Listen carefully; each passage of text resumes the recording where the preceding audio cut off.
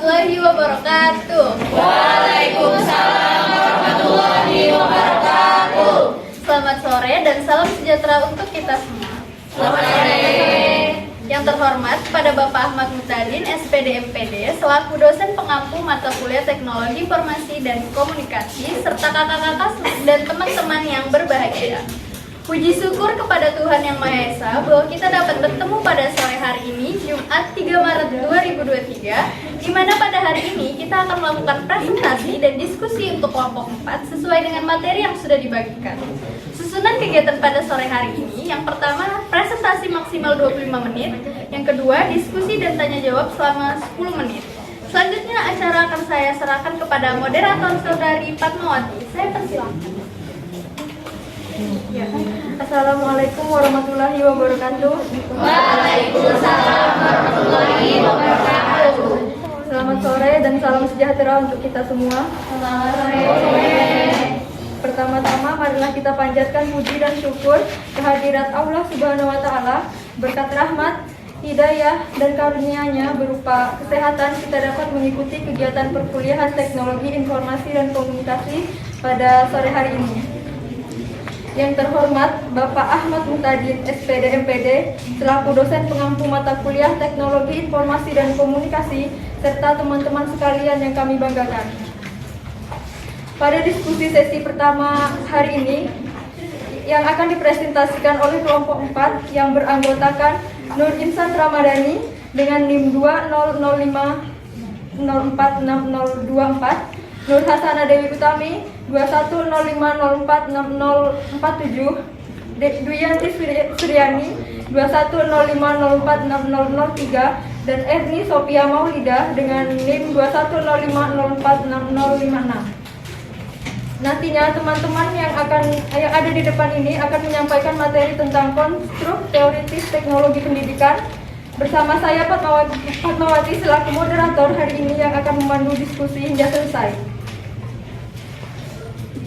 Agar diskusi hari ini dapat berjalan dengan lancar, untuk penyaji secara acara kami persilahkan menyampaikan makalahnya selama 20 menit. Kepada peserta yang ingin bertanya, kami berikan waktu selama 5 menit setelah pemaparan materi selesai. Baiklah, untuk mempersingkat waktu, saya persilahkan teman-teman penyaji untuk mempresentasikan materinya. Saya akan menjelaskan pengertian dari teknologi pendidikan. Baik, teknologi pendidikan terdapat dua kata, yaitu teknologi dan pendidikan. Adapun kata teknologi berasal dari bahasa Yunani, yaitu teknologia. Teknologi adalah bagian yang tak terpisahkan dari suatu budaya seperti itu. Semakin berkembang cara hidup bermasyarakat, maka semakin modern inovasi yang digunakan. Budaya teknologi mempengaruhi semua inovasi, semua masalah sehari-hari, termasuk pengajaran dalam pembelajaran. Nah, dalam perkembangan teknologi, semua pihak diharapkan menemukan inovasi-inovasi baru, khususnya dalam proses pendidikan, agar tidak terjadi proses pendidikan yang monoton. Teknologi erat sekali hubungannya tentang pendidikan, karena tanpa adanya teknologi pendidikan akan tidak ada perkembangan ataupun kemajuan dalam pendidikan, khususnya dalam ilmu-ilmu pengetahuan. Terus dengan adanya teknologi ini, kita lebih luas untuk mencari ilmu-ilmu pengetahuan. Contohnya saat kita searching di Google, itu banyak sekali ilmu-ilmu pengetahuan yang ingin kita cari. Seperti itu. Teknologi pendidikan yang juga penting dalam ilmu-ilmu pengetahuan. Dengan adanya teknologi pendidikan, maka orang-orang akan lebih mudah dalam mengakses ilmu pengetahuan dalam dunia pendidikan. Hal ini sesuai dengan salah satu tujuan utama UNESCO, yaitu untuk memastikan bahwa semua negara, baik negara berkembang maupun negara maju, mendekati lembaga pendidikan terbaik yang diharapkan dapat melatih anak-anak untuk berperan penuh dalam budaya saat ini dan menambah dunia informasi. Ya, selanjutnya saya serahkan kepada rekan saya.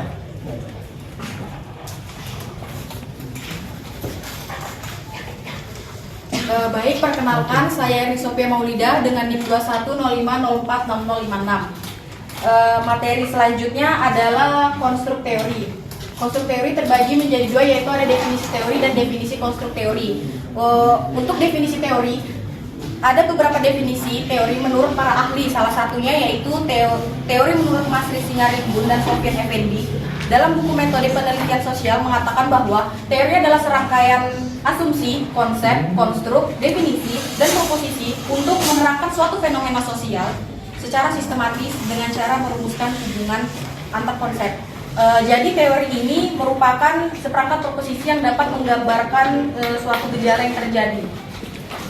Dan juga untuk memudahkan sebuah penelitian diperlukan pedoman berpikir, yaitu seperti kerangka teori.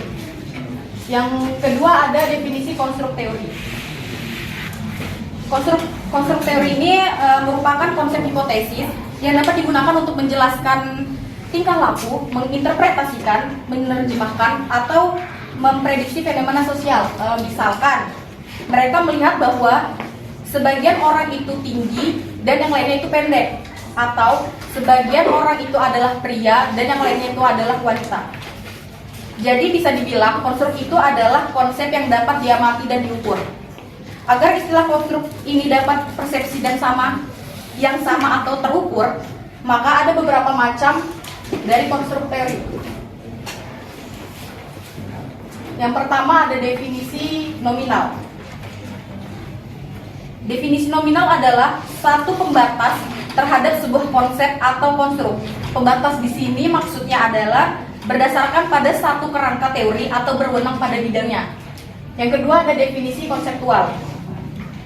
Definisi konseptual adalah memberi penjelasan yang lebih tegas terhadap sebuah konsep yang masih menimbulkan perdebatan atau perbedaan tanggapan, agar konseptual ini dapat dipahami oleh siapapun. Contohnya itu ada prestasi belajar merupakan suatu bentuk keberhasilan yang dapat dicapai dari mengikuti dan melakukan kegiatan belajar. Nah, konsep di sini nih keberhasilan belajar dan mengikuti atau melakukan kegiatan belajar yang digunakan untuk menjelaskan dan menegaskan makna dari prestasi belajar itu sendiri. Sekian dari saya, materi selanjutnya akan dipaparkan oleh rekan saya.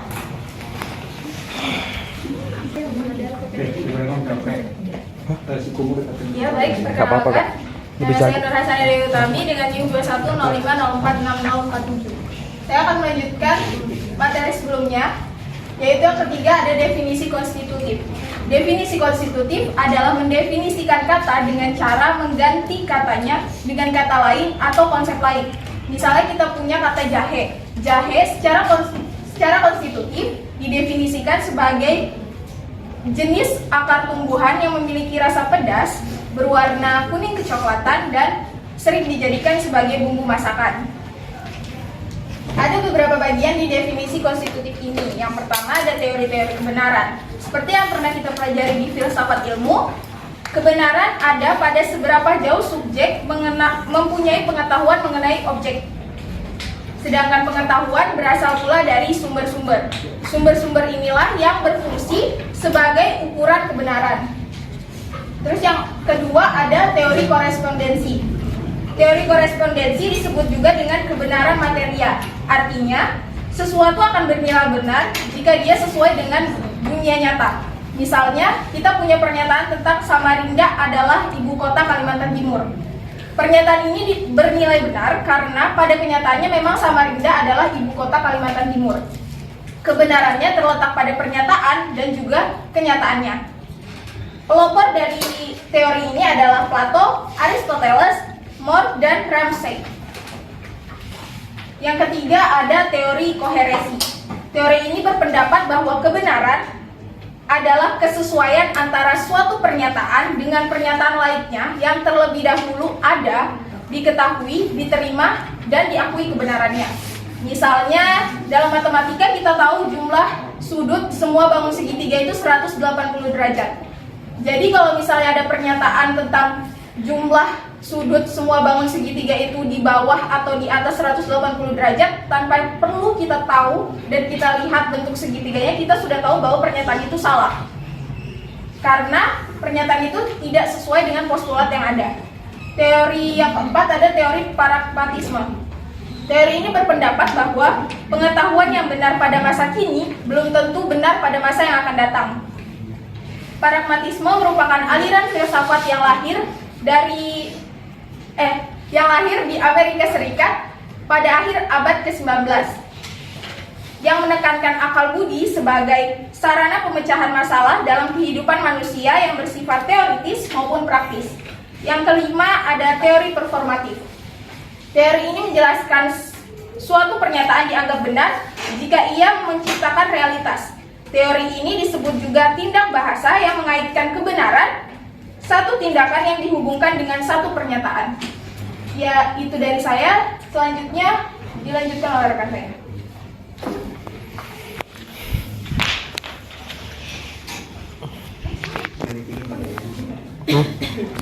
Yuk, tolong. Baik, saya Dwianti Suryani dengan NIM 21050403. Saya ingin menjelaskan tentang konstruk teoritis dalam teknologi pendidikan. Di sini kita diajak untuk bisa memahami pendefinisian secara mendalam lagi tentang teknologi pendidikan, dan di dalam teknologi pendidikan ini terdapat 3 perspektif atau 3 sudut pandang. Yang pertama ada profesi, yang kedua ada bidang praktik, dan ketiga ada konstruk teoritik. Kita masuk pada yang pertama, itu profesi.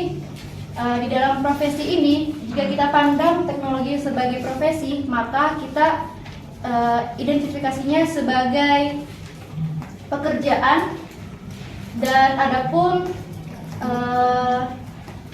kriteria yang di dalamnya yang bisa menunjukkan eksistensi dari profesi tersebut. Adapun contoh prospek kerja dalam teknologi pendidikan ini seperti koordinator instruksional, pelatih perusahaan, spesialis media, spesialis teknologi pendidikan, dan lain sebagainya. Selain menekankan pada pekerjaan dan aktivitas, orang-orang yang bekerja di dalamnya juga menekankan pada kriteria seperti pendidikan, juga kontribusi dalam suatu organisasi. Dengan kriteria tersebut bisa menjadikan orang-orang dalamnya menjadi profesional dan menjadikan teknologi pendidikan ini sebagai pekerjaan utama mereka. Kita lanjut, yang kedua adalah bidang praktik. Jika kita memandangnya sebagai bidang praktik, maka kita bisa mengidentifikasi teknologi pendidikan ini bukan sebagai teori, melainkan sebagai hal-hal yang nyata yang bisa kita lihat secara langsung. Kemudian untuk orang-orang yang bekerja di dalamnya pun memandang teknologi pendidikan ini bukan sebagai teori, melainkan realitas yang bisa menunjukkan eksistensi mereka. Kita lanjut ke bagian yang ketiga, yaitu konstruk teoritik. Jika kita memandang teknologi pendidikan ini sebagai konstruk teoritik, maka teknologi pendidikan ini merupakan seperangkat ide atau prinsip tentang bagaimana proses belajar mengajar tersebut menggunakan teknologi.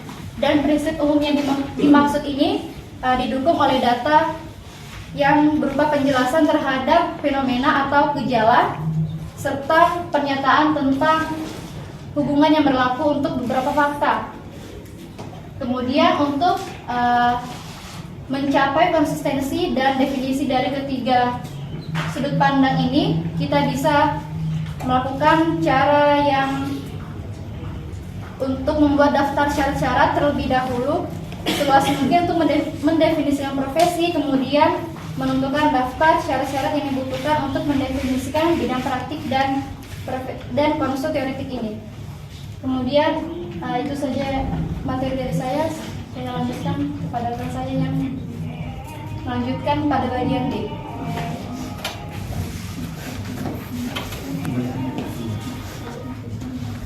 Ya baik, jadi saya akan menjelaskan lagi tentang pentingnya konstruk teoritis dalam teknologi pendidikan. Membangun teori sama dengan membangun rumah. Dengan menggunakan batu bata sebagai material dasar, maka dibuatlah dinding tembok dengan menyatukan batu bata tersebut. Kemudian, dinding tembok itu disatukan menjadi suatu bentuk ruangan dan menjadi suatu bentuk tertentu dan terbentuklah ruangan. Apabila kita misalkan batu bata secara ilmiah sebagai konstruk atau konsep, maka dinding-dinding tembok itu kita misalkan sebagai proporsi dan rumah adalah teorinya. Konstruk teoritis dalam teknologi pendidikan merupakan penjabaran dari persamaan dan perbedaan yang ada pada beberapa definisi teknologi yang dikemukakan oleh para ahli. Tanpa konstruk teoritis, kita tidak dapat menganalisis dan memecahkan masalah, menerapkan, mengevaluasi, dan mengelola pemecahan masalah di semua bidang dalam teknologi pendidikan. Konstruk teoritik teknologi pendidikan penting untuk menganalisis dan memecahkan masalah pendidikan, menerapkan, mengevaluasi, dan mengelola pemecahan masalah dalam semua bidang teknologi pendidikan.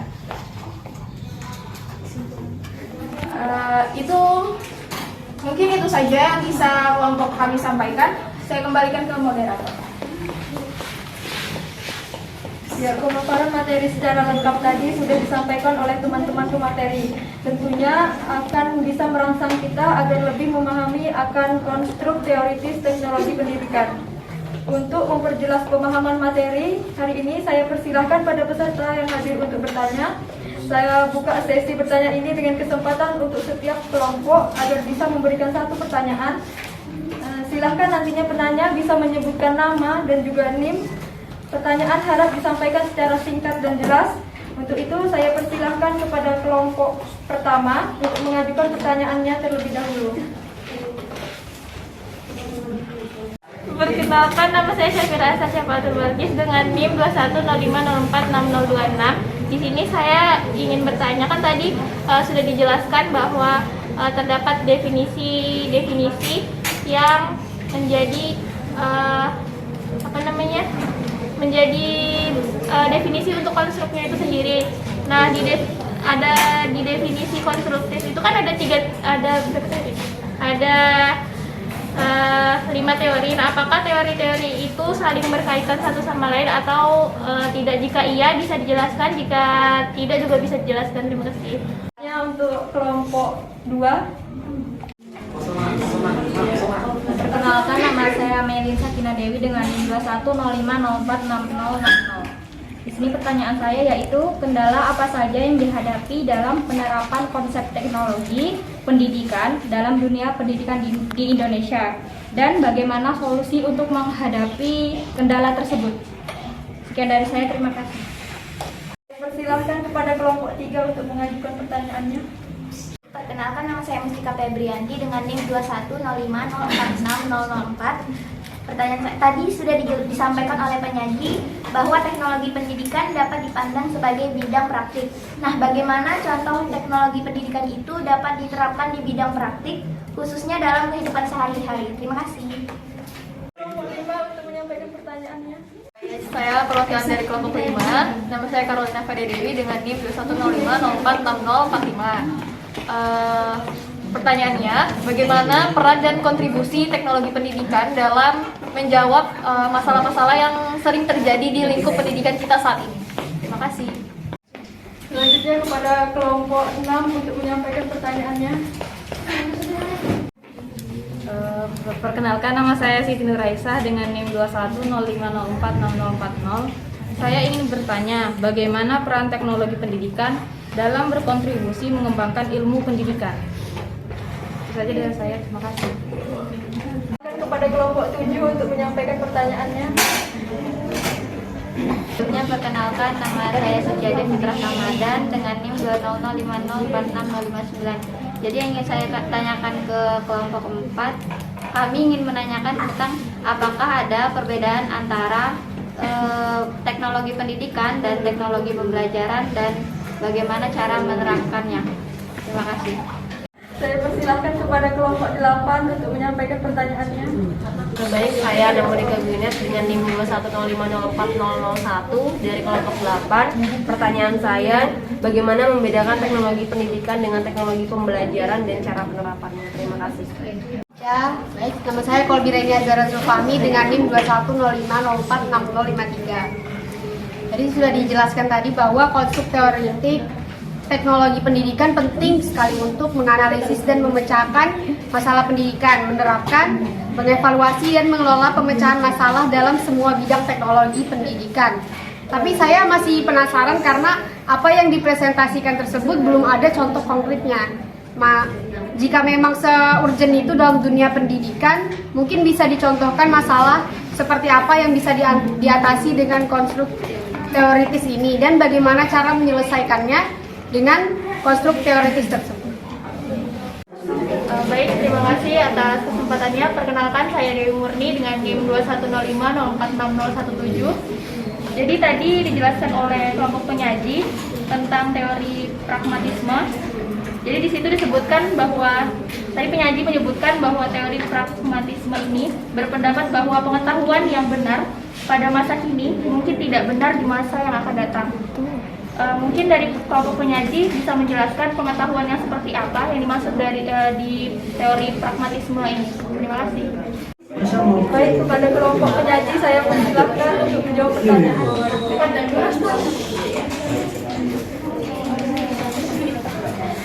Baik, saya menjawab pertanyaan dari kelompok 7 ya. Tadi kalau nggak salah pertanyaan itu apa sih perbedaan teknologi pendidikan dengan teknologi pembelajaran, gitu ya? Ya, gitu. Jadi teknologi pembelajaran dan teknologi pendidikan itu berbeda. Menurut UU nomor 20 tahun 2003 tentang Sisdiknas, pendidikan itu ada pengertiannya sendiri, dengan pembelajaran itu ada pengertian sendiri. Pendidikan adalah usaha sadar dan terencana untuk mewujudkan suasana belajar dan proses pembelajaran agar peserta didik secara aktif mengembangkan potensi dirinya. Sedangkan kalau pembelajaran itu adalah proses interaksi peserta didik dengan pendidik dan sumber belajar pada suatu lingkungan belajar. Seperti itu. Nah, jadi apa sih perbedaannya? Nah, teknologi pendidikan itu mencakup sistem lain yang digunakan dalam proses mengembangkan kemampuan manusia. Sedangkan kalau teknologi pembelajaran itu suatu bidang yang khusus, kajiannya itu khusus ilmu pendidikan dengan objek formal, yaitu tadi belajar peserta didik dengan pendidik pada manusia secara individu maupun kelompok. Ya. Mungkin itu aja yang bisa saya sampaikan. Saya kembalikan ke moderator. Hampir dan saya kembalikan ke kedua. Baik, saya akan menjawab pertanyaan dari kelompok 6. Bagaimana peran teknologi pendidikan dalam berkontribusi mengembangkan ilmu pendidikan? Karena sebagai bidang ilmu yang didasari dengan teori, jadi teknologi pendidikan berkontribusi besar memberikan ide melalui kajian-kajian intens terhadap permasalahan-permasalahan yang terjadi dalam pendidikan, dan memberikan ide media atau sumber belajar yang dapat mendukung tercapainya tujuan pembelajaran itu sendiri. Sekian dari saya. Baik, saya Dwi Suryani ingin menjawab pertanyaan dari kelompok 3. Pertanyaannya itu, bagaimanakah teknologi pendidikan itu dapat diterapkan di bidang praktik, khususnya dalam kehidupan sehari-hari? Dapat kita ketahui bahwa teknologi pendidikan dalam bidang praktik biasanya dikaitkan dengan pekerjaan atau kegiatan sehari-hari. Jadi kita dapat ambil contohnya itu, ya kita sebagai guru atau pendidik, teknologi pendidikan ini dapat digunakan dalam penggunaan media pembelajaran seperti YouTube bisa dijadikan sebagai sumber belajar siswa, kemudian ruang guru bisa dijadikan sebagai aplikasi untuk memanage belajarnya siswa. Kemudian ada di dalam Microsoft yaitu PowerPoint, bisa digunakan sebagai media untuk menyampaikan materi. Contohnya seperti kita saat ini menggunakan PowerPoint, dan TV sekarang pun juga sudah canggih, bisa menggantikan fungsi dari layar yang kita pakai sebelumnya, seperti yang itu. Baik, itu saja yang bisa saya sampaikan. Kelompok 2 tentang kendala dalam penerapan konsep teknologi pendidikan dalam dunia pendidikan dan solusinya. Kendalanya itu ada kurangnya pengadaan infrastruktur TIK, masih digunakannya perangkat multimedia lama di lembaga-lembaga pendidikan di daerah pedesaan itu, karena perangkat multimedia lama ini tentunya masih tidak mampu bersaing dengan perkembangan TIK yang begitu pesat. Yang ketiga, ada kurangnya infrastruktur telekomunikasi dan perangkat hukum yang mengaturnya. Yang keempat, mahalnya biaya pengadaan dan penggunaan fasilitas TIK. Terus solusinya ada guru dan siswa harus memiliki akses terhadap teknologi digital dan internet dalam kelas, sekolah, dan lembaga pendidikan. Terus yang kedua, harus tersedia materi yang berkualitas, bermakna, dan dukungan kultural bagi guru dan siswa. Yang ketiga, ada guru harus memiliki pengetahuan dan keterampilan dalam menggunakan alat-alat dan sumber-sumber digital dalam kegiatan belajar mengajar. Yang keempat, harus tersedia anggaran atau dana yang cukup untuk mengadakan, mengembangkan, dan merawat sarana prasarana teknologi informasi dan komunikasi tersebut. Dan yang kelima, ada kemauan dan dukungan dari semua pihak, dalam hal ini kepala sekolah, guru, dan peserta didik untuk menerapkan pembelajaran dengan dukungan teknologi komunikasi dan informasi tersebut.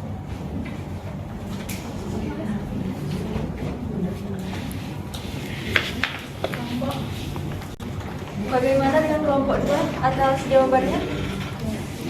Ya. Baik, karena diskusi telah mencapai waktu yang telah ditetapkan, untuk pertanyaan lainnya akan dijawab pada diskusi di Google Site. Alhamdulillah, rangkaian diskusi kelompok 4 pada hari ini telah selesai. Semoga apa yang disampaikan oleh pemateri hari ini bisa bermanfaat sebagai pengetahuan dan menambah pemahaman mengenai konstruk teoritis teknologi pendidikan. Terima kasih kepada para audiens yang sudah menyimak dari awal hingga akhir. Demikian diskusi konstruk teoritis teknologi pendidikan hari ini. Saya Fatmawati sebagai moderator memohon maaf jika ada kesalahan saat berlangsungnya diskusi. Selanjutnya saya kembalikan kepada MC. Terima kasih. Wassalamualaikum warahmatullahi wabarakatuh. Waalaikumsalam warahmatullahi wabarakatuh.